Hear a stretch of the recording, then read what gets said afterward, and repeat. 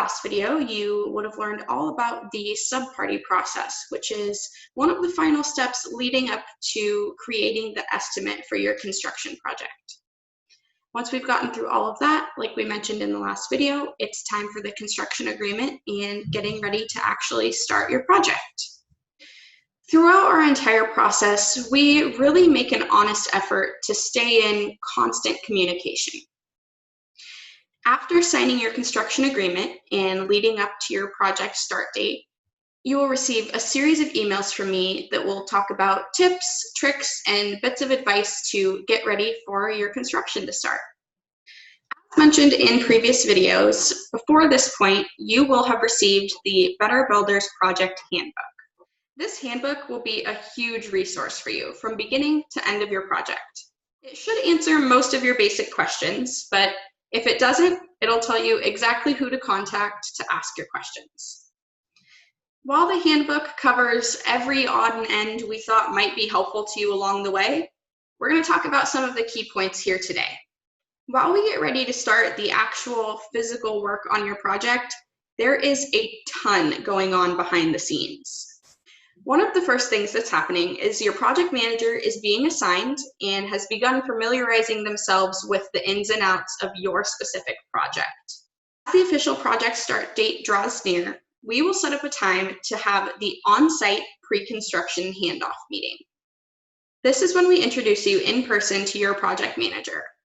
It's their first time meeting you and also their first time visiting the site in person. It's a great time for us to make sure that everybody's on the same page with regards to your project and get to know each other a little bit. During this meeting, we will discuss lots of job site and job specific questions, but this is also a great time for us to get to know you and your family a little bit better. During this meeting, we'll also introduce you to the cloud-based project management platform that we use, Buildertrend. Buildertrend will give you personal access to your detailed project schedule, progress photos, daily logs, and more.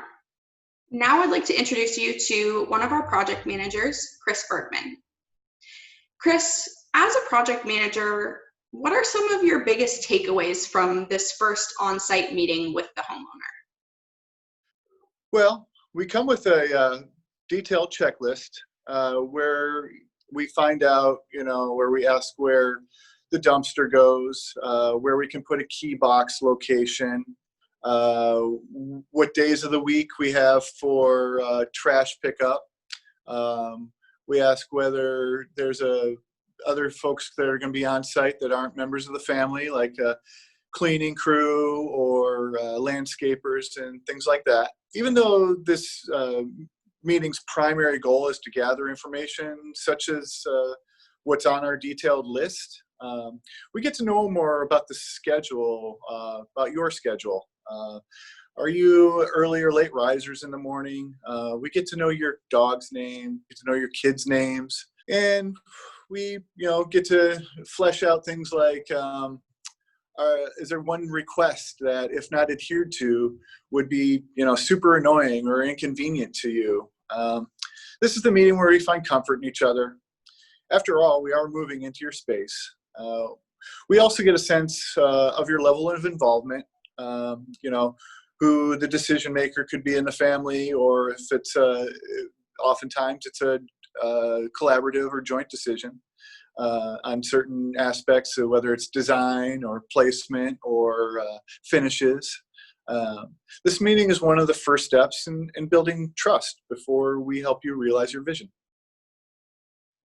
This is also where we set up our standing weekly meeting. We set up a time where we can meet and we can go over schedules from last week. We can go over schedules for the coming week. We can go over design issues or challenges. We give each other a heads up on, maybe when crew's going to be there, when they're not going to be there. Just about an hour-long space where everything's fair game. We can just have a safe place to share with each other what we need to propel the project forward in the coming week. All right, so Pete, as the project developer, you are also almost always part of this on-site handoff initial project manager meeting. What are some of your key takeaways, and why do you think that this meeting is so important with the homeowner meeting the project manager for the first time before construction starts? So at the Meet the Project Manager meeting, this is the first time that the homeowner has usually met the project manager. This is also usually the first time that the project manager has seen the space in person. This is a really good time for us to build bonding and rapport. I usually already have a relationship with the homeowner, so it's an opportunity for me to introduce the project manager on the job, and it's a good opportunity for me to give the project manager any backstory I may have on specifics that I've discussed with the homeowner. We also talk about our pain scale. It's kind of like being at the doctor's office. What we're trying to do is set the expectation with the client. They're going to feel a certain way through certain phases of the project, and to always refer back to this pain scale to know that it's normal to feel the way they're feeling during the project. While your project manager is building your schedule, ordering materials, and organizing subcontractors, we'll pass along a bit more advice on ways to prepare your home for our courteous crews to show up and begin work. When we're working on projects involving a kitchen remodel, this can pose a big challenge for the homeowner in considering how they're going to function without a cooking space for the next few months. One of the pages in the project handbook goes in depth on some of our best tips to set up a temporary kitchen. Chris, can you tell us a bit about how the homeowners can set up a temporary kitchen space and how we're able to help them accomplish this? So in a recent kitchen remodel, I suggested that the homeowners get a piece of turf or something that they can throw away, like a rug, to lay down, something that they can protect their floor with. I would suggest ample counter space, maybe a couple fold-out tables.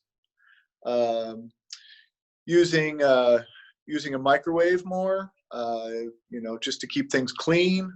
I would suggest, maybe a hot plate just for the little things like, ramen and things like that. Probably not make it too involved, so that it's tough enough navigating your space. So I would suggest just keeping it pretty simple. Maybe either moving the refrigerator into that space that you're not going to use or that you're going to get rid of, or just buying a temporary mini fridge that you can repurpose later on down the road. I think having your house taken over and taken apart can give all your family members a feeling of displacement. I would suggest finding a common area or an adjacent to a common area that you would often normally gather together. By doing this, it allows you to have more interaction than you normally would. I think it's important for supporting each other during a time when your house may not feel like your home. Also, I think that, in these challenging times with, places that you normally go to being shut down and local businesses suffering more than they would normally, I think it's important to support your local businesses, local restaurants, and kind of take it easy, take a load off. We're only going to be there temporarily.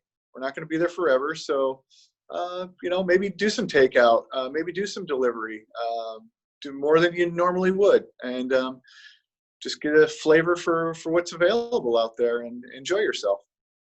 As always, like, subscribe, and join us for our next video where we will be talking with a few past clients about what it's like to live through construction. Thanks for watching.